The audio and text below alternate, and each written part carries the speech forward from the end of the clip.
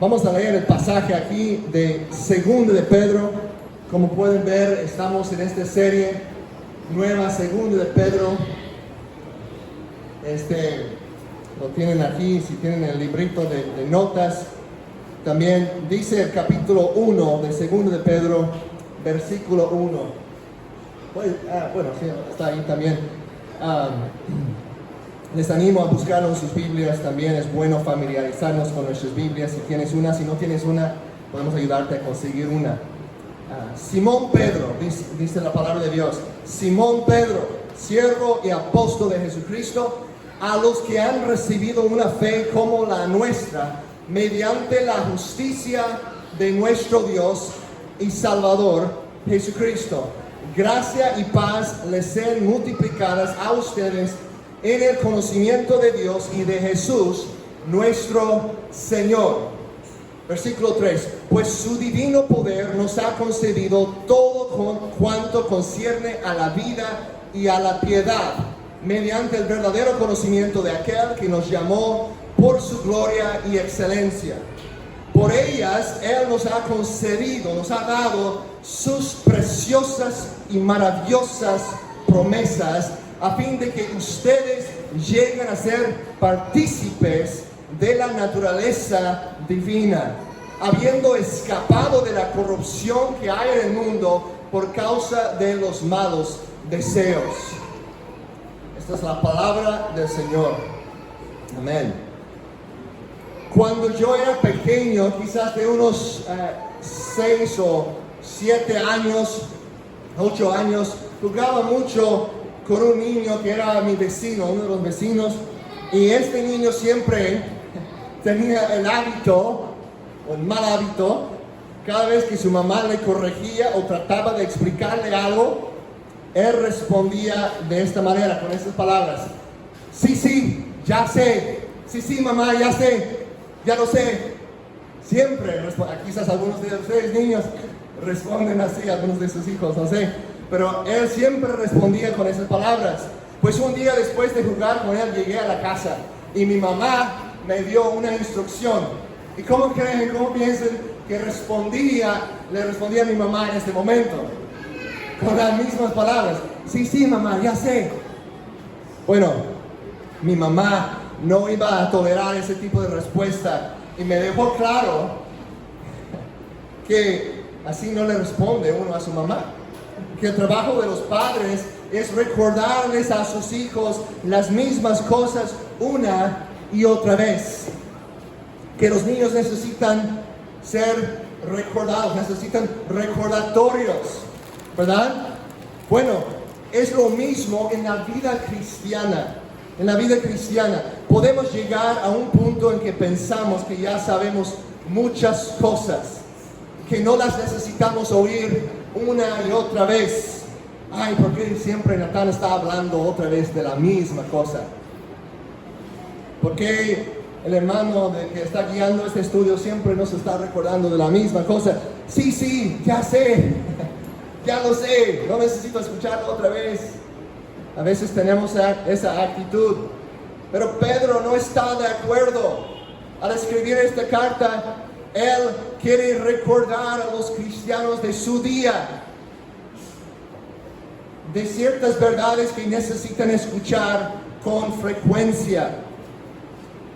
Hermano, hermana, amigo, amiga, ¿tienes esa actitud de sí, ya sé, en cuanto a las cosas de la Biblia, en cuanto a las verdades de Dios? ¿O estás consciente de tu necesidad de ser recordado? La verdad es que todos necesitamos recordatorios, porque una cosa es saber algo y es totalmente otra cosa ponerla en práctica, ¿verdad? Poner esa cosa en práctica. Nota cómo Pedro enfatiza eso en su carta. Versículo 12 del capítulo 1 dice: por tanto siempre estaré listo para ¿qué? Recordarles estas cosas, aunque ustedes ya las saben y han sido confirmados en la verdad que está presente en ustedes. Es como una mamá que dice a su hijo: yo sé que ya lo sabes, pero te estoy recordando. A veces yo tengo que decir eso a mis hijos. Sé que ya sabes eso, pero te voy a recordar otra vez. Porque necesitamos, yo también, hijos míos, yo también necesito recordatorios, ¿no? Todos.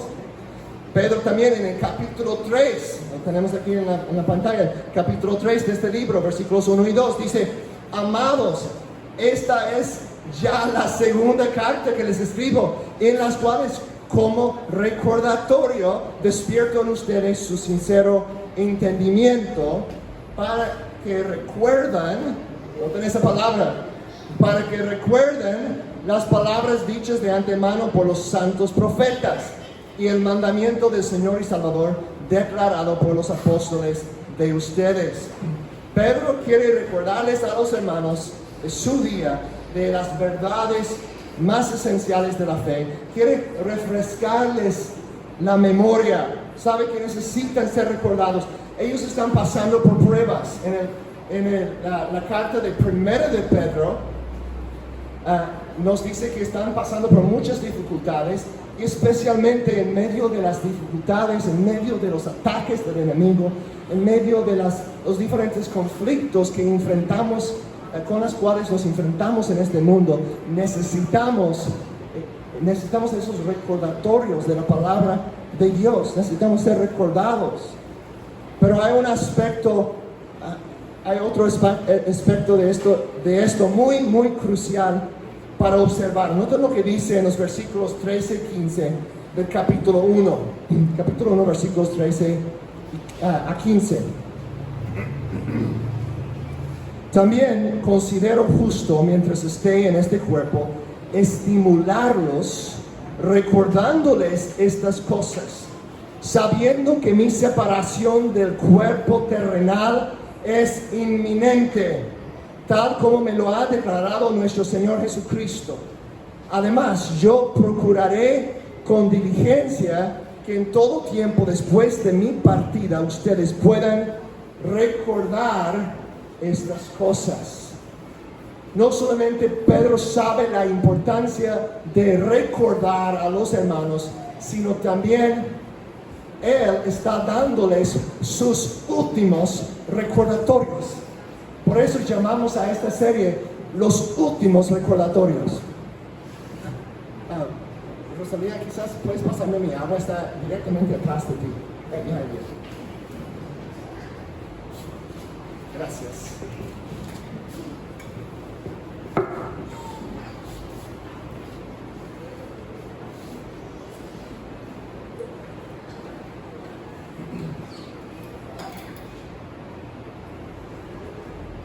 Entonces, por eso llamamos esta serie los últimos recordatorios, porque Pedro está a punto de morir, va a ser ejecutado por los romanos por su lealtad a Cristo. Entonces, esas son sus palabras finales a la iglesia, a sus queridos hermanos y hermanas de la fe. Son recordatorios esenciales para nosotros también. Así que, ¿de qué se tratan? ¿De qué se tratan estos recordatorios? Pues si notan en su librito, atrás tiene como un bosquejo, como una estructura. Y ahí podemos ver que Pedro, recuerden, ese es el mismo Pedro de los evangelios. Simón Pedro, uno de los originales 12 apóstoles, que caminaba con Jesús junto al mar de Galilea, ¿no? Que caminaba sobre el agua esa vez, ¿no? Que muchas veces estaba cometiendo errores como cortarle la oreja del siervo del sumo sacerdote, y Jesús le tuvo que corregir. Pero un hombre que fue radicalmente transformado por el poder del Espíritu de Dios. En el día de Pentecostés se levantó a predicar, y sus palabras cortaron no las orejas de las personas, sino a sus almas, a sus corazones. Y más de 3,000 personas, en ese día llegaron a ser cristianos, llegaron a confiar en Jesús como Mesías. Entonces, este mismo Pedro está escribiendo, está recordando a los hermanos su muerte se acerca. ¿De qué se tratan estos recordatorios? Bueno, Pedro, lo que iba a decir, siendo un pescador, era un pescador, ¿recuerdan? Y luego Jesús le dijo, vas a ser pescador de hombres. Pedro, podemos pensar en un pescador quizás como una persona sin mucha educación, sin estudios, sin letra. Pero Pedro, sin lugar a dudas, era un hombre inteligente, una persona astuta, porque escribió esta carta con una estructura muy fácil de identificar. Son siete fases, 7 etapas. Comienza con la gracia y termina con la gracia. Después tiene esa de la diligencia o hacer todo esfuerzo, esfuércense. Luego habla de la verdadera profecía y en medio, el número 4, tiene la profecía, los profetas falsos, los falsos profetas. Y luego regresa de hablar en la misma orden de la verdadera profecía, de esfuércense y de la gracia de Dios. Es un patrón de la literatura muy común en aquel entonces. Es una estructura que nos ayuda a identificar los temas principales de este libro. Entonces vamos a comenzar aquí con la gracia y hablar de eso un poco hoy.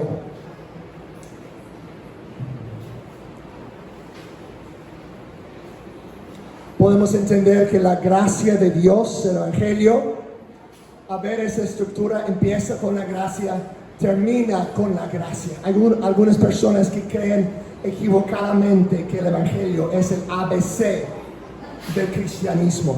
No, el Evangelio, la gracia de Dios, es la A hasta la Z del cristianismo. Toda nuestra vida de fe está basada en la realidad de la gracia. Somos salvos por gracia, estamos siendo salvados también por la gracia de Dios. Y un día por la gracia de Dios estaremos salvados completamente ya de la presencia del pecado en la glorificación.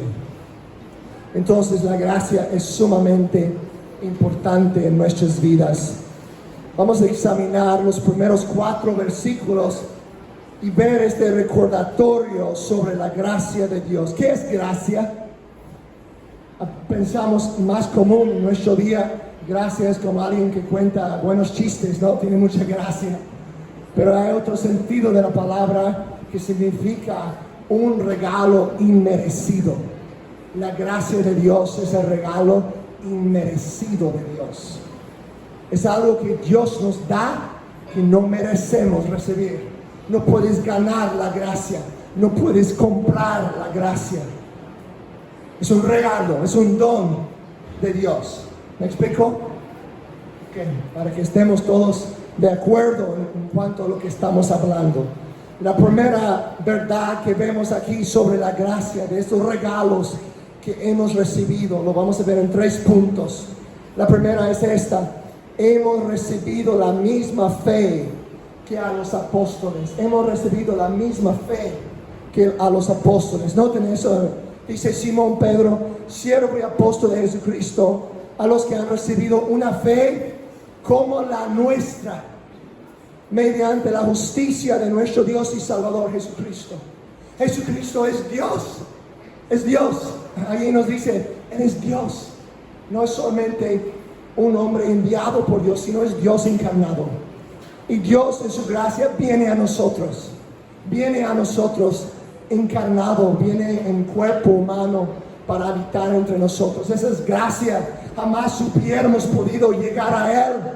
Por eso Él vino a nosotros. Esa es gracia. Y dice que Él nos ha dado, que nuestro Dios y Salvador Jesucristo nos ha dado una fe como la de los apóstoles.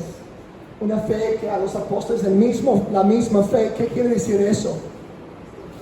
Típicamente pensamos que sería asombroso, sería muy chido poder andar al lado del mar de Galilea con los apóstoles siguiendo a Jesús, ¿no? Viéndolo ahí en cuerpo y hueso, viendo a Jesús encarnado. Pensamos, qué maravilloso sería eso.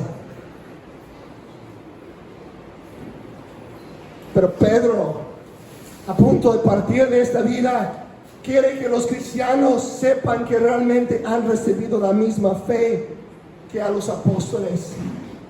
En otras palabras, que podemos tener la misma seguridad que los apóstoles.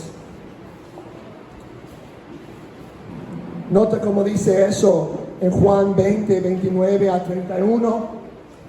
Jesús le dijo, porque me has visto, has creído. Está hablando a Tomás, ¿no? Recuerden al discípulo Tomás que dijo, si no lo veo, no voy a creer. Y Jesús le responde a Tomás, después de que Tomás dice, eres mi Señor y mi Dios.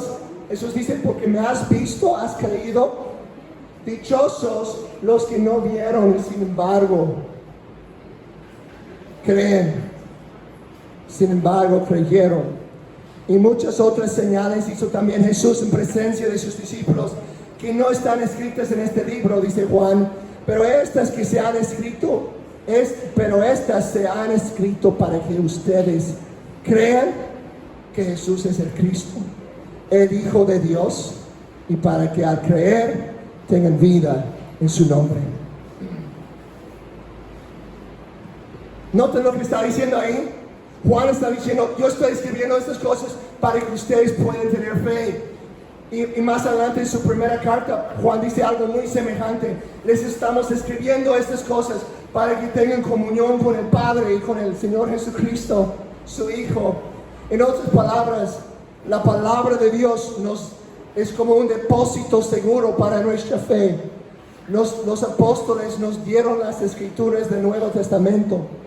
Nuestra fe no se basa, es tan importante, vivimos en una cultura que enfatiza mucho la experiencia. Ay, fulano habló en lenguas, esa vez que experimenté algo muy bonito en el corazón, esa vez que tuve un sueño, una visión. No estoy descontando totalmente estas cosas, pero muchas veces enfatizamos demasiado allí, porque hay personas que tienen todas esas experiencias y luego unos días después o meses después andan deshonrando a Cristo. El hecho de que alguien haya tenido una experiencia así no significa que es cristiano. No significa que tiene seguridad. Nuestra fe no se basa en esas cosas, sino en el testimonio de los apóstoles. Nuestra fe, hermanos, se basa en la palabra de Dios, en la palabra de Cristo. Nota lo que dice en Romanos 10, 17. Aquí la tenemos. Así que la fe viene del oír, y el oír por la palabra de Cristo. ¿Quieres aumentar tu fe en Jesús? No busques un sueño, una visión. Lee y medita la palabra de Dios. Ven a escuchar, como estás haciendo hoy, la palabra de Dios. La fe viene por la palabra de Cristo. Tú has recibido la misma fe que a los apóstoles por medio del Evangelio. Tu posición hoy en día, si tienes fe en la palabra de Dios, es tan segura como la de ellos. Dichosos los que no vieron y sin embargo creyeron. Eso somos nosotros. No vimos a Jesús encarnado, no vimos a Jesús en un cuerpo humano caminando junto al mar de Galilea o allí en el monte de Transfiguración, pero Pedro sí lo miró. Y él escribió esta carta para darnos seguridad. Y dice que sus palabras inspiradas por el Espíritu Santo, tienen poder para aumentar nuestra fe. El resumen de este punto es básicamente esto. Por medio de la Biblia, tú puedes tener la misma certeza en Cristo que la que tiene un testigo ocular. Dices, ojalá que hubiera sido un testigo ocular como Pedro. Qué padre sería. Por medio de tu Biblia, tú puedes tener la misma certeza que la de ellos. Número 2, versículo 3. Vemos este número 2. Dios nos ha dado todo cuanto concierne a la vida y a la piedad. Pues su divino poder nos ha concedido todo cuanto concierne a la vida y a la piedad, mediante el verdadero conocimiento de aquel que nos llamó por su gloria y excelencia.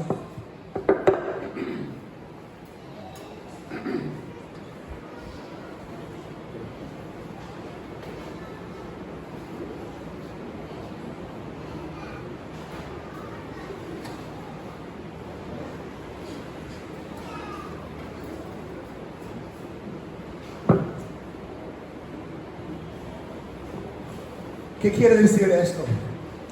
Mediante el verdadero conocimiento de Dios, ser llamados y escogidos por Él, siendo llamados y escogidos por Él, tenemos todo lo que necesitamos para la vida cristiana.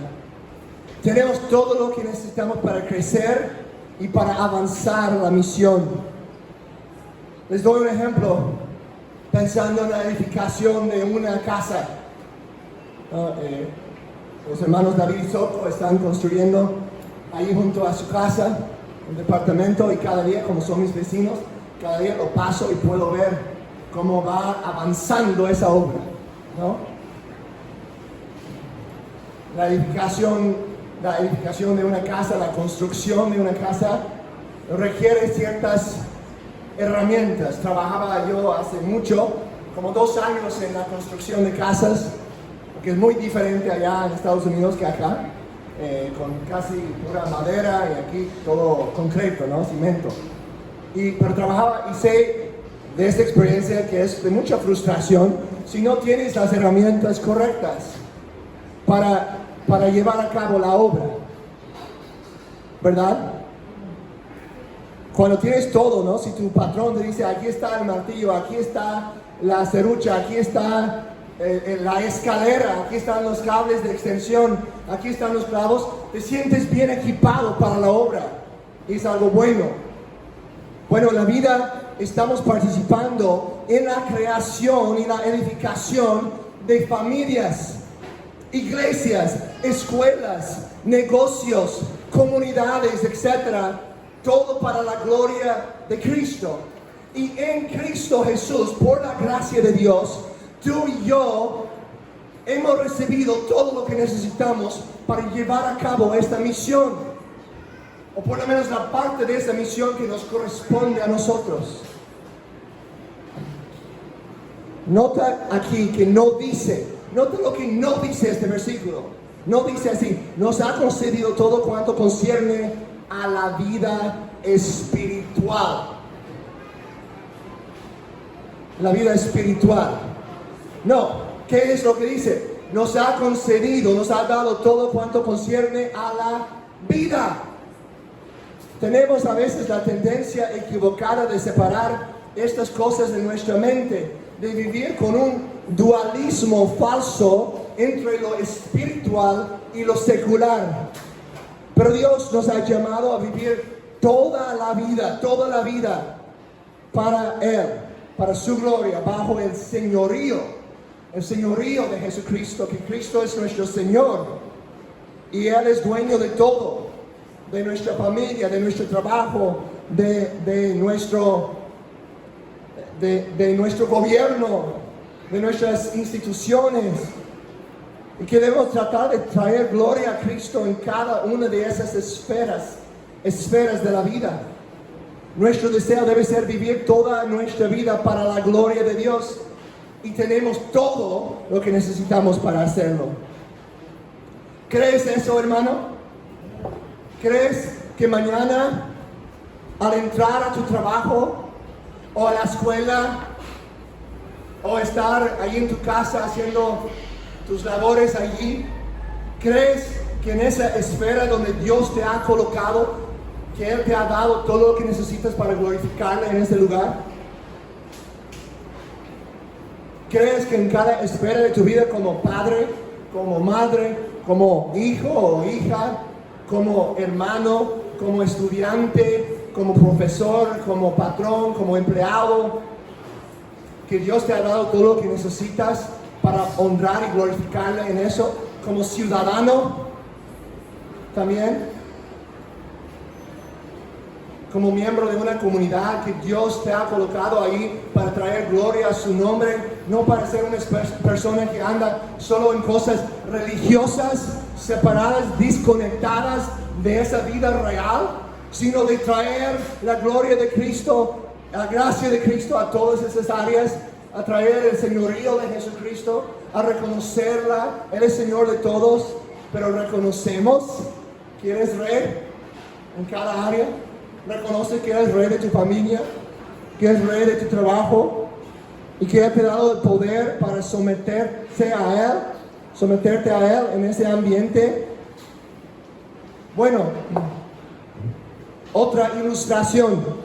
Hazte cuenta que te acaban de reclutar como soldado para luchar en una guerra.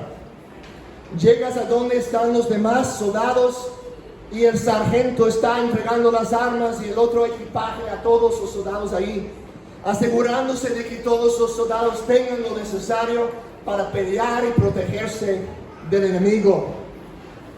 Luego ustedes salen hacia la batalla completamente equipados para enfrentar al enemigo, completamente equipados para la guerra, ¿no? Para la batalla. Nota como dice aquí el versículo: su divino poder nos ha concedido todo cuanto concierne a la vida y a la piedad.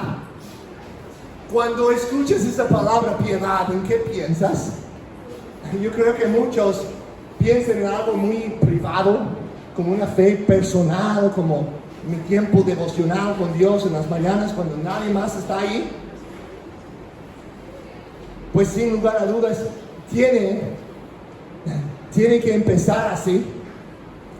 Tiene que empezar en el corazón, en un tiempo de consagrarnos a Dios, de humillarnos ante Dios. Pero la piedad bíblica es mucho más que algo privado. Es una fe pública. Es una devoción. La palabra piedad quiere decir, esa palabra en el griego, quiere decir devoción. Devoción. Y es una palabra que va en contraste con muchos de nuestros conceptos religiosos de la palabra piedad, porque es una palabra que se usaba para los soldados, para su devoción a sus capitanes, su devoción a la causa por la cual estaban luchando. ¿Alguna vez has pensado en piedad en ese sentido? Estamos en una guerra espiritual. Estamos llamados a ser devotos a Cristo, a ser guerreros devotos a Cristo. No con armas físicas, sino con el poder del Espíritu Santo, amando y sacrificando nuestras vidas para el bien de los demás, viendo la transformación de nuestras comunidades por el poder del Evangelio. En esa lucha en la cual nosotros nos encontramos como soldados de Jesucristo, peleamos contra potestades espirituales, contra los gobernadores malignos y autoridades del mundo invisible, las fuerzas de las tinieblas que están esclavizando a las personas en la oscuridad. ¿Estás desanimado en esa lucha? ¿Te encuentras con muy poca fe, con muy poco ánimo, con muy poco deseo de seguir adelante? Ni puedo arreglar las cosas de mi propia vida. ¿Cómo voy a contribuir a la transformación de mi ciudad, de mi país?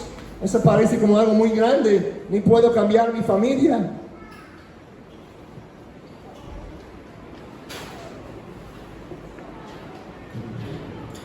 Pues la buena noticia es esta: Dios sí nos llama a vencer el pecado. Él te llama a vencer el pecado en tu vida personal, en tu propia vida. Te llama a crecer en tu amor por Él. Y hoy quiero decirte esto: en medio de quizás ese desánimo que sientes, Dios te ha dado todo, todo. Si tu fe está en Jesús, si estás confiando en Él, por su gracia, Él te ha dado todo lo que necesitas para ese llamado de vencedor. Dios nos llama a discipular a nuestros hijos, nos llama a ganar nuestra ciudad para Cristo, nos llama a trabajar hacia la transformación de vidas en la sociedad. Y te ha dado todo, nos ha dado todo, nos ha concedido todo lo que necesitamos para ese llamado. Nos ha llamado por su gracia y nos usará para su gloria. En resumen, Dios nunca nos llama a hacer algo que no nos ha dado ya la capacidad de llevar a cabo. Dios nunca nos llama a hacer algo que no nos ha dado ya la capacidad de cumplir. Amén. ¿Crees eso? Que tú ya has recibido por la gracia de Dios todo lo que necesitas para glorificarle en esta vida. No es una cuestión de conseguirla, es una cuestión de recordar, de entrar en lo que ya es tuyo. Es como que alguien te regala un terreno y de nada te sirve si tú te quedas donde estás y nunca vas a verlo, nunca vas a beneficiar de ese terreno. Es tuyo ya lo has recibido. Solo tienes que entrar en ello, a caminar en lo que Dios ya te ha dado.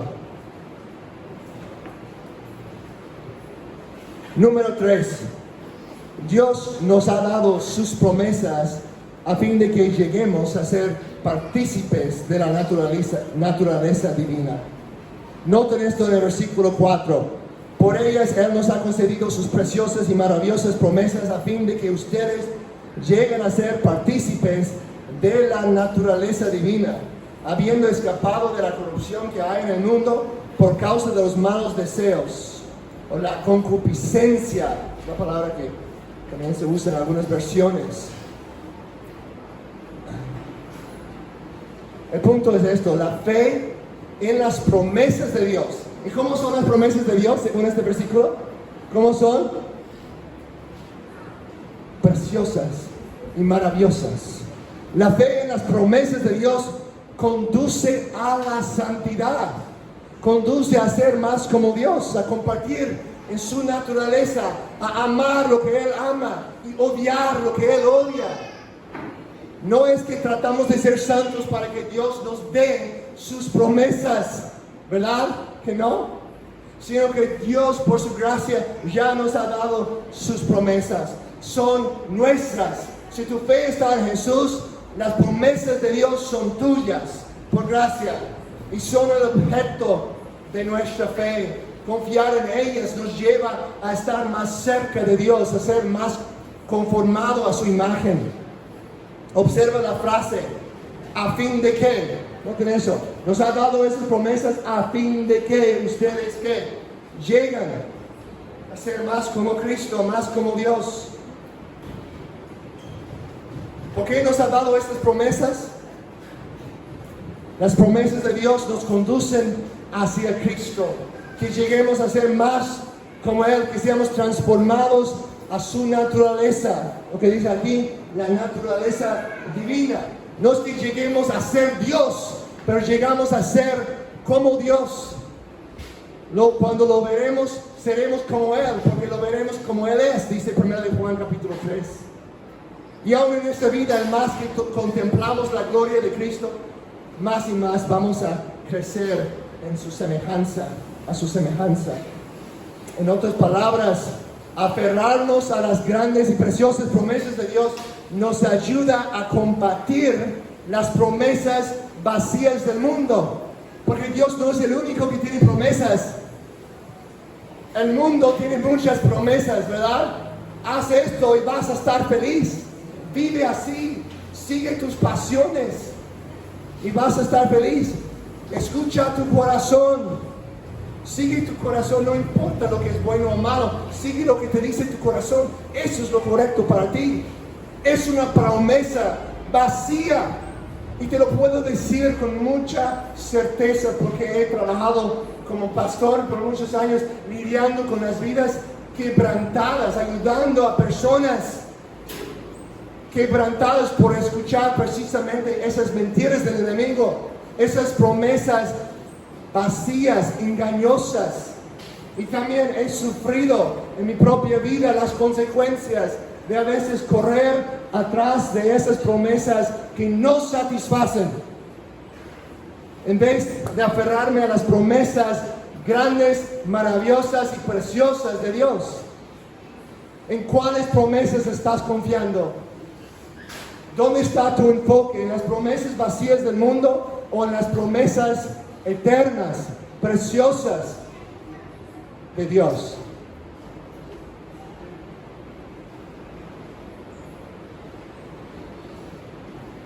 Bueno, ¿cómo es que las promesas de Dios, cómo es que las promesas que Dios nos ha dado nos hacen partícipes en la naturaleza divina? Observa lo que dice la última cláusula de este versículo, la última parte aquí abajo. Habiendo escapado de la corrupción que hay en el mundo por causa de los malos deseos. En otras palabras, aferrarnos a las grandes y preciosas promesas de Dios nos ayuda a combatir la concupiscencia o los malos deseos. Otra vez, esas promesas vacías del mundo. Quiero que veamos dos ejemplos de esto brevemente. Primero de Juan 4, 2 a 3. Nota cómo esta promesa nos da esa certeza. Amados, ahora somos hijos de Dios y aún no se ha manifestado lo que habremos de ser, pero sabemos que cuando Cristo se manifieste seremos semejantes a Él, porque lo veremos como Él es. Y nota el versículo 3, hay una conexión entre esa promesa, aunque no tiene la palabra promesa, sí es una promesa, ¿verdad? El versículo 2, vamos a ser como Dios un día. Tenemos esta esperanza, esta promesa. ¿Y qué es lo que hace? ¿Qué efecto produce en nuestras vidas? ¿Cuál efecto produce en nuestras vidas? Y todo el que tiene esta esperanza puesta en Él, ¿qué? Se purifica así como Él es puro. Aferrarnos a las grandes, preciosas promesas de Dios nos ayuda a combatir las promesas vacías del mundo, purificarnos como Él es puro. Otro versículo, 2 de Corintios 6. Quiero que noten eso. No estén unidos en yugo desigual con los incrédulos. Pues ¿qué asociación tiene la justicia y la iniquidad? ¿O qué comunión la luz con las tinieblas? ¿O qué armonía tiene Cristo con Belial? ¿O qué tiene en común un creyente con un incrédulo? ¿O qué acuerdo tiene el templo de Dios con los ídolos? Porque nosotros somos el templo de Dios, como Dios dijo. Y ahora, estos versículos que siguen aquí son frases, son citas. ¿De dónde? ¿De dónde vienen estas promesas que Él dice aquí? Vienen del Antiguo Testamento, las profecías del Antiguo Testamento. Nota lo que dice Dios: habitaré en ustedes y habitaré en ellos y andaré entre ellos, y seré su Dios y ellos serán mi pueblo. Por tanto, salgan de en medio de ellos y apártense, dice el Señor, y no toquen lo inmundo, y yo lo recibiré. Y yo seré un padre para ustedes, y ustedes serán para mí hijos e hijas, dice el Señor Todopoderoso. Y ahora nota el siguiente versículo, el primero del capítulo 7. Por tanto, amados, hablando los cristianos, por tanto, amados, teniendo estas promesas, limpiémonos de toda inmundicia de la carne y del espíritu, perfeccionando la santidad en el temor de Dios. Quizás están cansados, no sé, o quizás no has pensado profundamente en la grandeza de esa frase, pero esta palabra aquí es increíble. Teniendo estas promesas, ¿quién tiene esas promesas? Los cristianos en Corinto tienen esas promesas, y también, como Él está hablando de la iglesia, sabemos que también es cierto para nosotros. ¿Quién tiene esas promesas? Nosotros tenemos esas promesas. ¿Cuáles promesas? Son las promesas que Dios hizo con su pueblo en el Antiguo Testamento.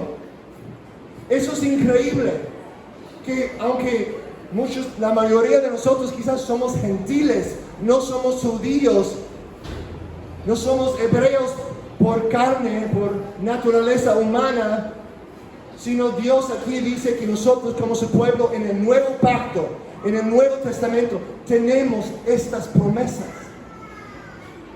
Las promesas de Dios son nuestras. ¿Por qué? Porque nos dice más adelante, o un poquito antes, en 1 de Corintios, que en Cristo todas las promesas de Dios encuentran su sí y su amén en Cristo.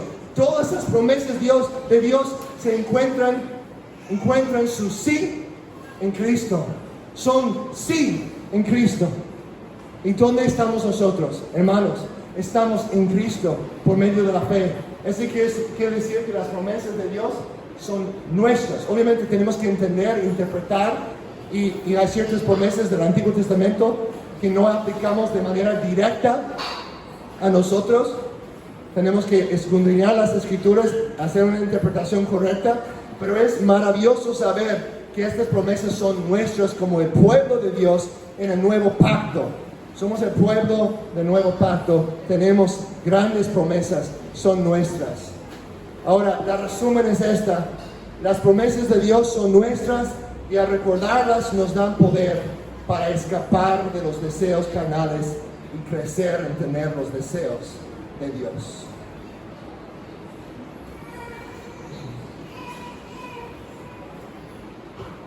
Las promesas de Dios son nuestras y son armas para combatir los pecados, las promesas vacías. ¿Cuáles promesas vacías del enemigo estás tentado a creer en esta semana, en esta tarde? Ahora mismo, ¿con cuáles promesas vacías has estado luchando? Solo si pudiera tener esa mujer en vez de la que tengo, entonces estaría feliz. Mentira, promesa vacía, engañosa, ¿no? Solo si pudiera tener ese trabajo, entonces estaría feliz. Puede ser cosas buenas a veces. Solo si pudiera ganar un poquito más dinero, entonces estaría feliz. Mentira. Esas cosas no te satisfacen. Cristo es el único. ¿Con cuáles pecados estás luchando? ¿Cuáles de estas promesas preciosas y maravillosas de la Biblia necesitas recordar en esta semana para combatir estos pecados?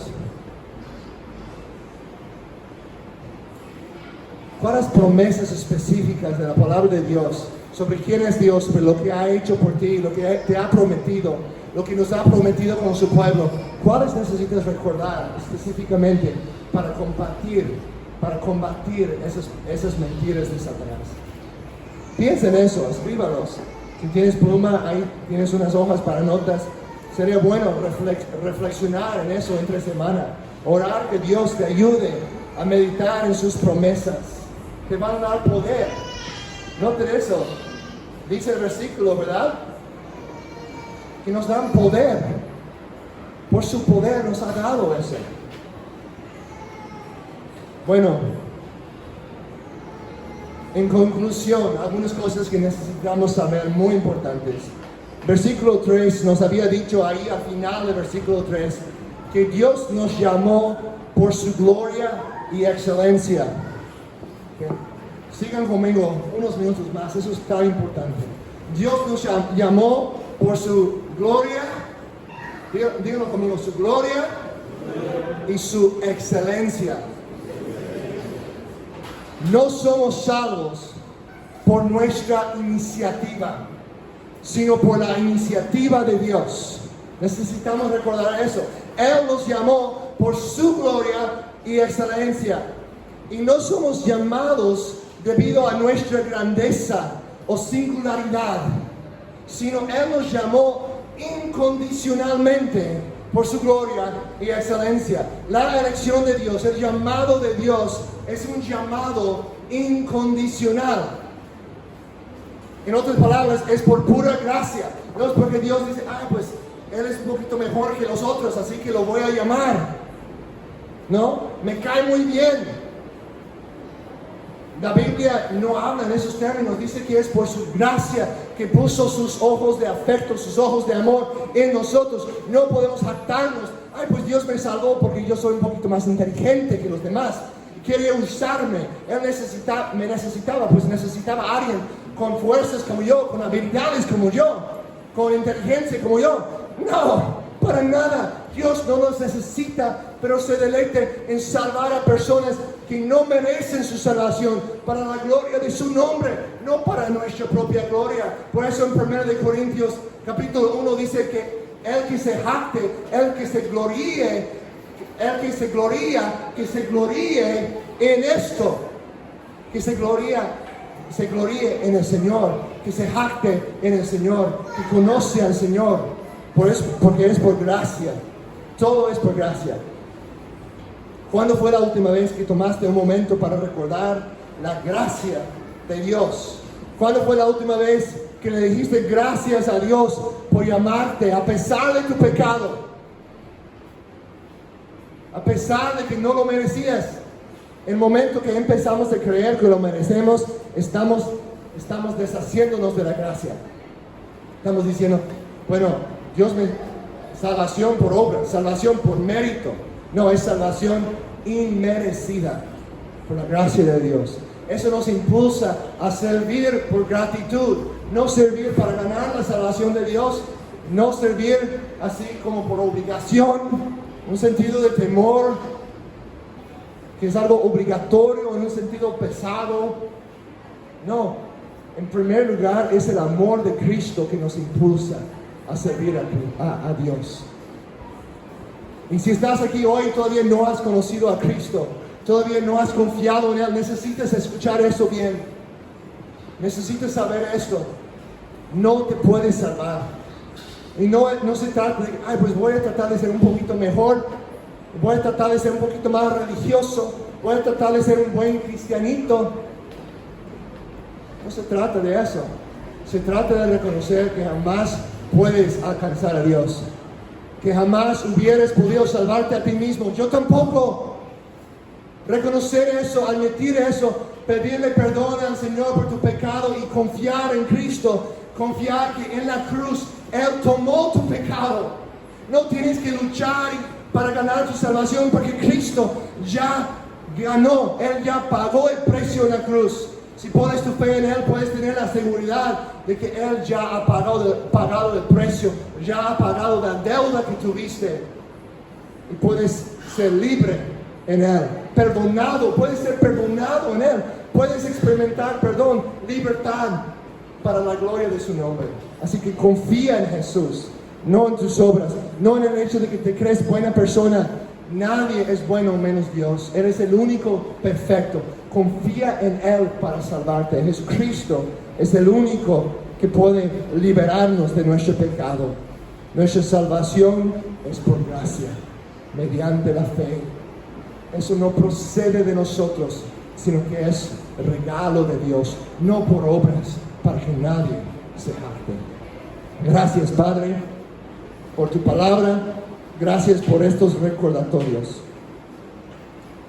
Y ahora, Padre, te pido que en este momento, cualquier persona aquí que todavía no te conoce, que todavía no se ha arrepentido de su pecado, que pueda dejar de confiar en sus obras, dejar de confiar en ser buena persona, dejar de confiar en las cosas de este mundo para satisfacerse y salvarse y darle seguridad, echar a un lado esas cosas y confiar hoy mismo en ti, clamar a ti y decir: Señor, sálvame. Cristo, confío en ti, que tú moriste en la cruz por mí. Quiero entregar mi vida a ti. Cámbiame por el poder de tu Espíritu. Oh Padre, que obres en la vida, en el corazón de cada uno, que nos acerques a ti, Señor.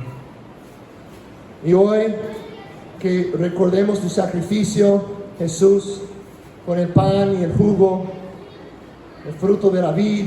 Recordamos tu cuerpo entregado, recordamos tu sangre vertida, y te decimos gracias. Te decimos gracias, Jesús. Gracias, Jesucristo, por lo que has hecho por nosotros. Gracias, Jesús. Gracias, Señor, que entregaste tu vida en lugar de la nuestra. Sufriste la pena, el castigo que nosotros merecemos para darnos vida. Te amamos, Cristo. Gracias, Señor. Gracias. Eres tan bueno. Te alabamos. Te damos toda la gloria. En tu gran nombre. Amén.